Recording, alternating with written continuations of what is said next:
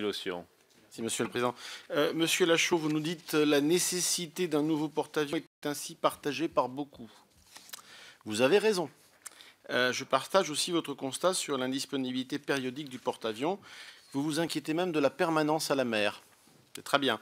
Alors, pour compléter votre information, l'arrêt technique majeur, je l'ai dit tout à l'heure, représente à lui seul 4,5 millions d'heures de travail et un arrêt de près de 2 ans. La notion stratégique de permanence impose non pas un porte-avions, mais 2 au moins. Et c'était la configuration que nous avons connue autrefois avec le Foch et le Clemenceau.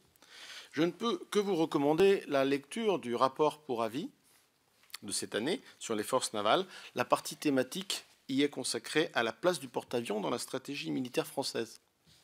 Vous aurez donc toutes les réponses qui vous sont nécessaires sur l'intérêt du porte-avions, mais aussi sur les aspects techniques, industriels, financiers et dans la mesure du possible. Pour être court, Monsieur le Président, le porte-avions, le coût final d'un nouveau bâtiment est fonction de multiples acteurs qui sont très simples.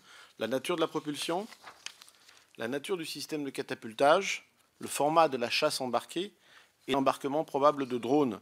Et pour ce qui est d'un éventuel rapport d'information, dans 12 mois, c'est ce que vous demandez, je rejoins parfaitement mon collègue Larsonneur sur l'inutilité d'un tel rapport, puisque d'une part, la revue stratégique précise, article 303, le maintien de la supériorité aéronavale implique de préparer le renouvellement du groupe aéronaval, donc c'est acté. Et deuxièmement, la question du porte-avions sera traitée dans la LPM. Donc,